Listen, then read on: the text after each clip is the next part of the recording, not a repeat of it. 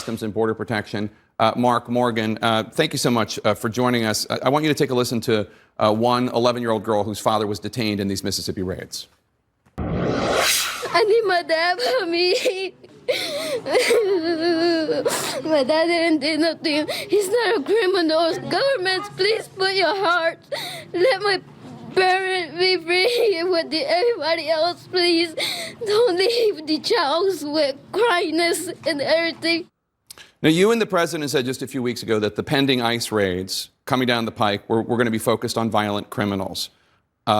That's not what happened here in Mississippi. Why not? Well, so first of all, I never said that the raids, as you call, were focused on violent criminals. I've never said that. And also, I think words matter. These aren't raids. These are targeted law enforcement operations. And in this case, this was a joint criminal investigation with ICE and the Department of Justice targeting worksite enforcement, meaning companies that knowingly and willfully hire illegal aliens so that in most cases they can pay them reduced wages, exploit them further for their bottom line. That's what this investigation was about, a criminal investigation, Jake. All right, so I want to get to that in 1 second, Sure. but just to give your exact quote, you're right, you didn't say violent. You said, quote, their part has always been and it will be to go after those that are criminal aliens, meaning those people that are here illegally and have committed additional crimes against American citizens. So that was my response to a question about priorities. And the ICE's priorities will always be to go after criminal aliens as a priority.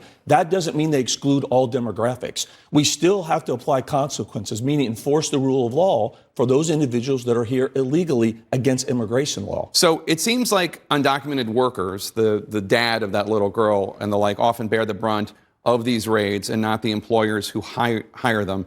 Isn't it important to hold businesses responsible for this? Syracuse found, researchers at Syracuse University found that from April 2018 to March 2019, the Trump administration prosecuted 0 companies and only 11 individuals for employing undocumented immigrants. Obviously, hundreds of thousands of undocumented immigrants have been targeted. So think about what you're saying, Jake. So you're saying on one hand that we're not doing enough, and then when we go out and we actually do what you're saying we need to do more of, they're chastised for doing that. Well, I'm saying, why aren't you focusing more on the companies and the business owners? They are. Again, this was a joint criminal investigation between ICE and the Department of Justice, which was targeting the companies that were hiring illegal aliens. Are there any charges against the companies or the business owners? It's a pending investigation right now. There's a criminal search warrant to go in there to collect more information, more intelligence, and that investigation is ongoing. But that's the intent of that investigation. Is it important for businesses to not employ these individuals who are in this country illegally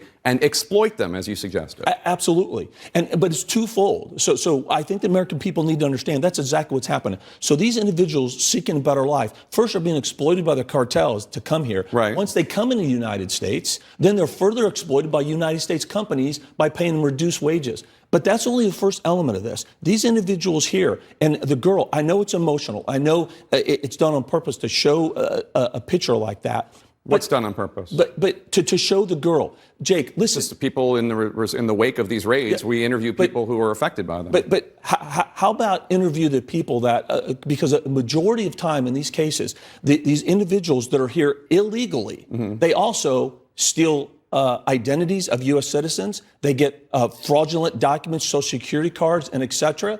And so it's not just a victimless crime that's going on here. First of all, they are here illegally, and then a lot of times there's additional fraud that goes with this for them to try to get these jobs in these companies. So I understand that the girl's upset, and I get that. But her father committed a crime. And just so the American people know also, is that girl, her mother was home, and she was reunited with her mother within a few hours that night. I want to ask you because I mean, you're talking about how this is a pending investigation into these businesses, but we see the human cost of this borne by the undocumented immigrants and their families over and over and over again. And like I just gave you the statistic from Syracuse in the last year, 0 companies prosecuted, only 11 individuals prosecuted.